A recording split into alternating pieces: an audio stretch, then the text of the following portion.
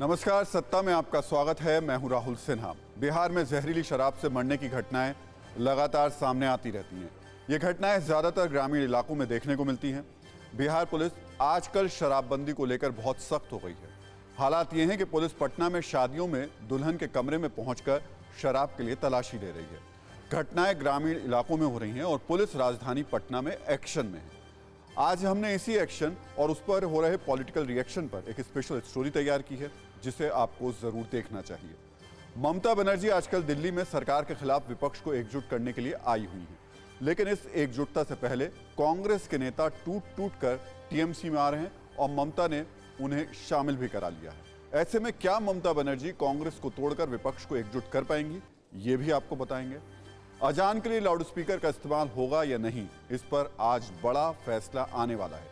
ये फैसला कहां आने वाला है, ये भी आपको बताएंगे, लेकिन सबसे पहले देखिए आज का सत्ता टॉप 9।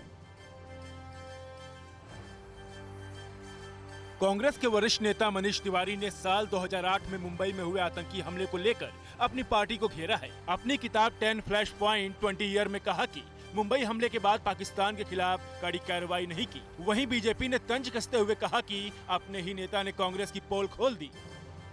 कांग्रेस के वरिष्ठ नेता मनीष तिवारी ने साल 2008 में मुंबई में हुए आतंकी हमले को लेकर अपनी पार्टी को घेरा है। अपनी किताब 10 फ्लैश।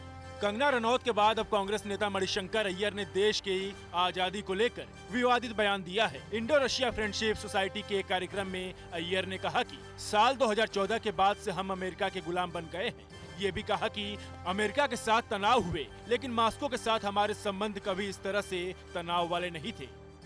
जम्मू कश्मीर के पूर्व मुख्यमंत्री फारूक अब्दुल्ला ने एक बार फिर पाकिस्तान का राग अलापा है।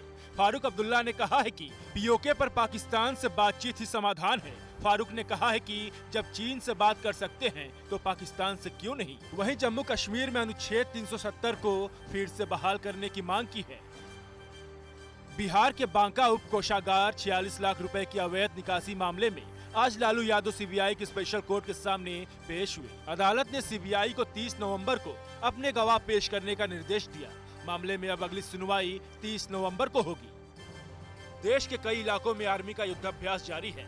26 नवंबर को रक्षा मंत्री राजनाथ सिंह राजस्थान के जैसलमेर जाएंगे। राजनाथ सिंह इंडियन आर्मी की वॉर एक्सरसाइज देखेंगे। युद्धाभ्यास में 30,000 सैनिक शामिल होंगे। वॉर एक्सरसाइज का कुल 400 पैरा ट्रूपर्स हिस्सा होंगे। गलवान के शहीद कर्नल संतोष बाबू को मरणोपरांत महावीर चक्र से सम्मानित किया गया है। शहीद की पत्नी और मां को राष्ट्रपति रामनाथ कोविंद ने सम्मानित किया। नायब सूबेदार नुदुराम सोरेन, नायक दीपक कुमार और हवलदार के पिलानी को मरणोपरांत वीर चक्र से सम्मानित किया गया। यूपी की योगी सरकार यमुना एक्सप्रेसवे का नाम बदलने का विचार कर रही है। यमुना एक्सप्रेसवे पूर्व प्रधानमंत्री अटल बिहारी वाजपेयी के नाम पर हो सकता है। 25 नवंबर को नोएडा में जेवर एयरपोर्ट के भूमि पूजन के मौके पर ऐलान हो सकता है। पाकिस्तान के पंजाब से महिला की सरेआम पिटाई का वीडियो सामने आया है। हैरानी की बात यह है कि सजा देने वाली खुद इस केस की आरोपी है। 2 महिलाओं को जमीन पर लिटाकर उनके ऊपर सरेआम चप्पल और जूते बरसाए गए। ये सब एक पुलिस ऑफिसर की निगरानी में हुआ।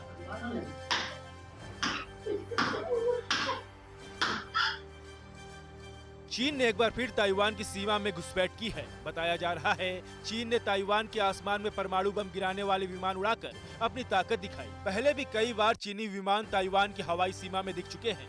चीन की हरकत के बाद दोनों देशों में तनाव बढ़ गया है। परवाह देश की, सोमवार से शुक्रवार रात 10 बजे TV9 भारतवर्ष पर।